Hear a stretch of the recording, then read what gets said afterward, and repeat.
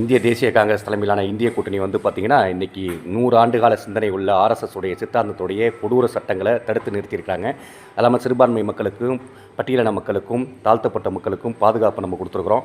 அது இல்லாமல் பிற்பட்ட சமூக மக்களை பார்த்திங்கன்னா ஒரு விழிப்புணர்வு ஏற்படுத்தியிருக்கிறோம். இப்படிப்பட்ட சூழ்நிலையில் இன்றைக்கி பிரதமர் சூளுரைக்கிறாராம். நான் வந்து பார்த்திங்கன்னா கூட்டணி அரசுகளை மக்களை நான் வந்து ஒன்றுபடுத்தி 5 ஆண்டுகள் நிறைவேற்ற முடியாதுன்னு எல்லாரும் பேசிக்கிட்டு இருக்கிறாங்க. நான் இந்த 5 ஆண்டுகளை நிறைவேற்றி காட்டுறேன்னு சூளுரைச்சிருக்காராம். நான் என்ன சொல்கிறேன்னா, 5 ஆண்டுகள் சூளுரைக்கிறதுனா என்ன?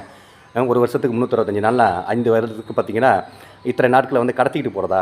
இல்லை அதானிக்கும், இல்லை உங்களுடைய எம்பிகளுக்கும், இல்லை உங்களோட கூட்டணியாக சேர்ந்துருக்கிற எம்பிகளுக்கு மட்டும் ஆட்சி நடத்துறது நினச்சிக்கிட்டு இருக்கீங்களா? ஏன் இந்திய நாட்டு மக்களுக்காக நடத்த மாட்டீங்களா? இந்த மக்களுக்கு வரி வருவாயை குறைக்க மாட்டீங்களா? டோல் கட்டணத்தை வந்து நீக்க மாட்டீங்களா? இல்லாமல் ஜிஎஸ்டியை வந்து முறைப்படுத்த மாட்டீங்களா? இல்லை ஒரே நாடு ஒரே தேர்தல், இல்லை இந்து ராஷ்டிரம்னு இது மாதிரி பழைய கற்பனைகளையும் புருடாவரையும் விட்டுட்டு இருப்பீங்களா? இல்லை புராணங்கள் இதிகாசங்களையே பேசிக்கிட்டு இருப்பீங்களா?